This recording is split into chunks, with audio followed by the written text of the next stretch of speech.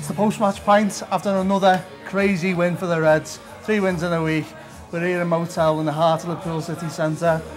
And what a handsome lineup I have got for today. I mean, maybe the most handsome ever on the post-match pint, I would say. James Sutton, Steve Graves. Steve, another win, a great week. Another win. I think it felt a little bit different to some of the wins that have gone before it, in that there was no last gasp element. There was no kind of like come from behind. It was a really mature performance. It was everything that people say that title winning sides do, and it just that's exactly what it felt like. It felt like just you could feel the quality from 1 to 11 in the whole side. Everyone assured, clear on what they were meant to be doing. There's changes in that side, and you know, something like Milner playing right back is it's quite a big change. But Liverpool just seemed to take it all in their stride. It felt like this is a team that's focused. It knows where it's going. It's a squad that's focused as well. There's players who come on like Lallana to change, you know, to carry that on. And I think broadly speaking, it's just like it's another one. And I think at some point people are going to have to wake up to the fact that Liverpool are right in this title race. Yeah. If not, they're leading the way. Well, we're top of the league now, Steve. You know, right now we're not clinging on to anyone's coattails. We're not worried about anyone else. We're certainly not worried about anyone outside of Manchester City. And this is where we are now. We are this good. James, this is a Liverpool side that's unbeaten in the league, and I feel like there has been a little bit of negativity around just because City have been so good, I suppose, and we haven't quite. It hasn't felt that we've quite kept the pace, but we literally played our game today. We are top of the league on our own right. It's over to Manchester City. Yeah, and they're at Chelsea. Absolutely. You talk about negativity. It depends on where you're looking. You know, me and my mates. There's no negativity in amongst me and my friends about how the Reds are playing and where we are in the league, and actually deservedly so. However, if you go on social media after a lot of our games, you'd think we were in 8th. I mean, you know, it really is. It really is a tale of, you know, people perhaps not quite understanding the job that we're doing. And actually, I think you hit the nail on the head, actually, Steve, when you say it's a really mature, grown-up Liverpool side that turn up and do the absolute business. There's not one player out there today that didn't give a really good account of themselves. You know, it was from start to finish. Everybody turned up, did a job. We got 4 goals, clean sheet. It's fabulous, isn't it? Top of the league. Absolutely, Steve. I mean, keeping pace with a leader is not quite the glamorous task that being the pace setter is. Yeah. But it's almost the hardest thing, I would say, in football. And now Liverpool have been given the opportunity to play first, to sort of land a first blow on Manchester City in terms of the weekend fixtures. And they're in a unique position today, and we'll get into more detail on the game in a minute, but I just want to get into a bit of a context of the win. And we were talking after Burnley in the week. What are we going at? Something 99.6 points? It's 99.75 now. We'll round it up. It's 100. 100 point season. We're in the middle of right now. Yeah. Which is, you know, we were talking about Manchester City last season, and this is where we are. We can't be negative. I'm looking at all the stats and stuff like that. And when, you know, now it feels like Mohamed Salah there today, a hat-trick. Yeah. It feels like it could be coming right at the right time. Yeah, I mean, you look at the Salah performance, which is just like the Salah of old, with a little bit more, I think. Like, he's more involved in the game as well, and then he's still. He wasn't just a goal scorer. No, he wasn't at all. You look at Shaqiri, who I think adds a lot, and that's some games it might not be the case. Some games he just might not be there, but in the games when he is, it feels like he really is adding something now. You see Naby Keita starting to come into the game. Fabinho had a good game today. You know, even Lallana comes on for 20 minutes and does well. And I think, you know, players like Matip, there's a lot of his sort of credits goes to the manager. And I've said it before that players who he hasn't necessarily chosen, but he's chosen to keep, and he is so good at working with them. And that's exactly what you have to be when you're Liverpool, and you kind of we've got a lot of money. You know, we can spend a lot of money on the world record goalkeeper, but maybe not quite the money that Manchester City have got to just rip it up and start again. Yeah. He has worked with players. He is the best manager in this league by an absolute mile, by a distance. I think, you know, in terms when you look at all of the factors, you look at this is a title-winning Liverpool side. They might not actually win the title, and that's the environment we're in. But this is a title-winning start. Above and beyond, I think there's about 3 teams in the history of football who've ever had a start as good as this. And there's Man City last season. Someone tweeted earlier, Spurs in '61, and then there's one other, and that's it. That's incredible. It's because we've got a proper squad. We've got an interchangeable squad of absolute ballers all over the park.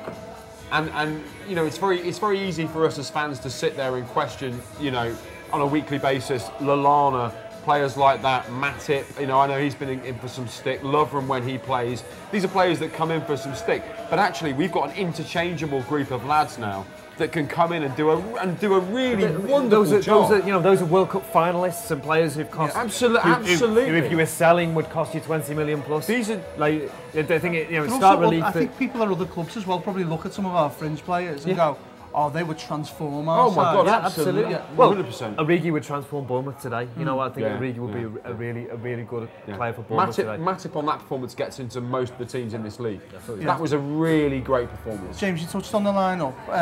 It wasn't one that I was expecting. I didn't expect to see. I thought with the Joe Gomez injury, Trent was a shoo-in, although the manager did suggest he fancies resting him. Milner comes in, does a great job. Shaqiri gets his game. What did you think around the time the teams were announced?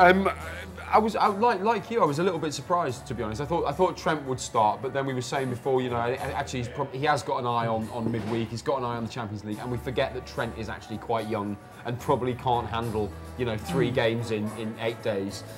Milner did a fabulous job. Shaqiri, I thought, just lovely all-round performance. He plays like a child. Like he plays like if I was wearing that kit, that's how I would play that game. Just absolutely a mile a minute. I want to be there. If you're watching Jurgen, James fancies himself to put in that sort of performance. If everything goes to shit and you need someone, Jurgen, I mean, I'm available. But Shaqiri, for me, that's exactly how I would play the game. So eager and so up for it and so energetic, almost like a childlike kind of way of playing, which is just so brilliant to watch. And he's really infectious to everybody around him. Everybody's, oh right, this fella wants it. This fella's going to run for me. He's going to go that extra yard for me. So fuck it, I'm going to go there as well. Steve, did you expect it to be Fabinho at right back, or did you see Milner there? I think it felt like it had been briefed because you know the sort of journalists were all saying it's Milner at right back, and I think that it makes a lot of sense. And I think the way that it feels like a lot to throw on Fabinho at this stage to go, you know, you're just finding your feet really in this league, you know, and I thought he did, as I said, I thought he did do really well today. Okay.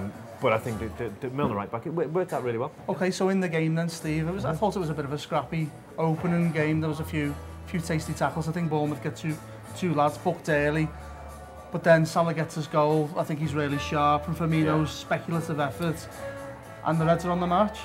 I think, you know, the Firmino effort, you forget that sometimes just striking a ball early can cause chaos. Can it really seems to swerve a little bit. I think I thought Begovic maybe could have done better, but maybe he could. It comes round the defender, and I think it's hard to see. And I think where he could do better is when he, you know, not holding it but just getting it away from the danger area where Salah is lurking. It's a good finish. It's a smart finish. You know, it's offside. Yes, we can all be honest about that. But I don't think anyone is coming away thinking. They always feel the better ones. Liverpool, yeah. I don't think anyone is coming away thinking. Another slide goal. Yeah, definitely. I think everyone's coming away thinking that Liverpool wouldn't have found a way to score goals in that game anyway. You know, it wasn't like we were relying on that. I don't think their manager would actually have a huge problem with it actually in retrospect. And you know, it's never nice to concede a goal that is legitimately offside, but actually in the context of the way we played and the chances that they created, like, you know, the first half it was scrappy. There were times where they seemed to have a bit more an attacking sort of prowess than us actually. But if you look at the percentages of possession, we were all over them. We were never really under any particular threat. I don't think they might have. I think they had one shot on target that Alisson kind of comfortably saves. It's kind of what you expect from this lineup, really. I thought Sky's halftime interview with Adam Smith was really illuminating. It was really, sometimes you get players current players and current squads, and you think, why are you here? Because you're not going to tell me anything new. But he says, you know, we haven't pressed well enough. I don't think we did well enough in the first 20. And if we're lucky, we might cling on to 70 and get a point. I mean, that was telling you spring, wasn't what it? That was telling you the most miserable man I've ever seen. What a Bournemouth player was thinking at half time. You know, he's as close to that squad as can be, really. You know, and he's looking at it and going, that's basically what we've got now. And that's the side. This is the side who are top half of the league. I would love to get a draw. Yeah, you know, they're not bottom of the league. No, I think there was 6 coming in today's game. Okay, so that got us through to half time, James, and then it just felt like we scored straight away, and it was that really did feel game over. I mean, I think Firmino's excellent.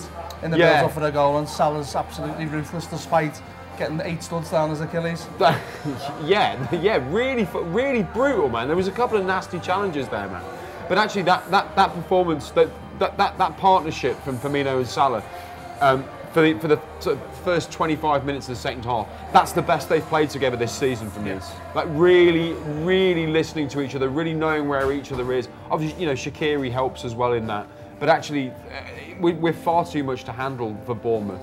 And really rightly deserve our second and third goals. They come at exactly the right time for us, and take any kind of wind out of the sails that Bournemouth might have had. Because Bournemouth weren't shit, man. Like this scoreline suggests that Bournemouth was shit. They weren't shit. I wonder, Steve, whether Bournemouth felt beat when you seen there was no Callum Wilson in the lineup. It felt like that deflated them straight away, and that wasn't the game I was expecting from Bournemouth. No, I think that's true, and I think you can underestimate the effect he has, because I suppose if you don't watch this side week in, week out, whereas they're intimately involved and they know how good he is, and in a way it's one of those where a player sitting out a game is the best advert for their qualities that you could have. Liverpool will have breathed a sigh of relief, particularly around the fact that we had to draft in a makeshift right back, Matip, who is fourth choice centre back.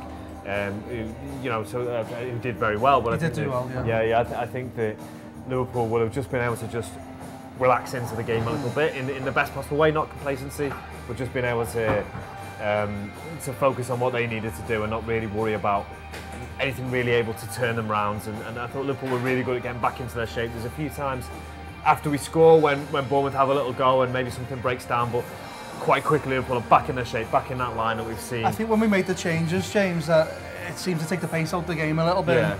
I was expecting maybe it would disrupt our rhythm a little bit, and maybe you'd see Bournemouth come into it, but actually it seemed like it just stopped all the threat. They're actually very clever changes, and they come very early on as well. Actually, 65. That for Jurgen Klopp, that's very early. He doesn't normally do that, and like you say, it takes all the pace out of the game, and it's not those substitutions that managers make where it's very clear that this is killing off the game. We're bringing on 2, centre halves for 2 strikers. We're not doing that. Adam Lallana and Sadio Mane. Yeah. Do you know what I mean? But what we are doing is saying, right, we're happy with where we are right now. We're going to just solidify what we've got. Adam Lallana, I thought, was fantastic when he came really on. creative. It was the best I've seen of him in a while. Wasn't it? Really vibrant and really energetic. I hope his head injury isn't too bad, because he was pissing claret. I mean, that's a lot of blood to lose. But I just thought fabulous, really intelligent substitutions. Great for Mane to have a little run out as well before midweek. Assuming that he's going to come on in that as well.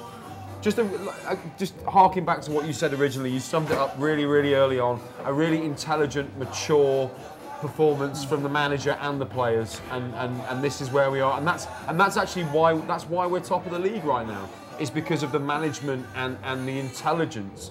Because last season was very much about free flowing and goals, and it was just gung ho. It shows you by just getting a clean sheet. We didn't welcome any pressure, Steve, did we? And absolutely. After them substitutions, we've seen a good bit of play down the right hand side. The ball gets switched across. Fabinho threads the ball into Robertson, great cross, and I thought Steve Cook, who was excellent for us today, finished it well. He's got a great attitude. The 12th man. You'd feel sorry for him if he hadn't tried to basically end Salah's season with, with a cynical foul in the lead up to the goal. It's probably fair to say he wasn't trying to really hurt him. It was a cynical foul. Yes. You right down his Achilles. Yeah, exactly. Yeah. But I've got no idea how the ball ends up there from where it is. But the move was excellent. Fabinho picks out Robertson with a really good ball, and then the ball into the middle. It is, you describe it as undefendable. He has to get something on it. The fact that what he gets on it ends up where it does is you couldn't do it a million times over. But that's the pressure. You exert that pressure. You have that vice-like grip on sides. Really good finish. You force them into those mistakes. And speaking of fabulous finishes, Steve, come back to you. Is that last goal is ridiculous. It's really ridiculous. How many times during that move did you say, just finish it, please please just finish it. And maybe You know what? He rounds the keeper twice, Steve, but the finish itself. Nathan Ake's on the It's line. just the simplicity. It's just the kind of why not do that rather than like having to Unbelievable. look like it. It was just really On his high hat trick, it quality. would have been easy to felt a bit of nerves, James, and stuff like that, and he just. Yeah, for a player that isn't in form this season, and you know isn't doing particularly well, and you know isn't living up to the expectations. We from were last speaking season, about it, weren't we? The 40 goals and the company was in. Only Shearer and Cole quicker. Do you know what I mean? It's good company. He's not doing bad, is he? No. Outside of the foot for your hat trick, away from home when you need to go top of the league, that'll do. Absolutely. Okay. Well, context of the game is that Liverpool are now 1 point ahead of Manchester City going into this evening's fixture, Steve, and it really is over to them, isn't it?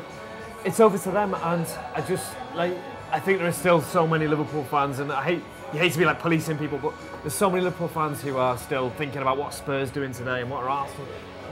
This is Real Madrid, Barcelona. That's what we're in right Yes. now. They're not worrying about Villarreal or whatever, whoever down the years. They've not had to worry about those sides. This is what we're in. It's a two-horse race between the two giants of this league. Yeah. We might not win the league, But just enjoy it. I'm enjoying watching Liverpool win every week. If you're not enjoying this season, Yeah. and there's something seriously wrong with you, because we're top of the league towards Christmas, battling against the only only really One of the best Premier League sides ever, if not the best. If not the best. they're as Okay. good as it gets. and we're ahead of them we're right ahead now. of them. We're Let's better. enjoy it. Okay, the Anfield Wrap, obviously this is a free video, and we've got a post-match show happening somewhere else that's on the audio feed on Tour Player. And if you like what we do and you want a bit more, we're selling Christmas cards, 12-month, 3-month, 6-month subscriptions, Steve. I know you're thinking about getting Amelia one for Christmas. They're great value. You get loads of pre-match, post-match reviews, special interviews. Everything's there for you on the Anfield Wrap, theanfieldwrap.com. Subscribe, see more of us. That's been the Post-Match Pint.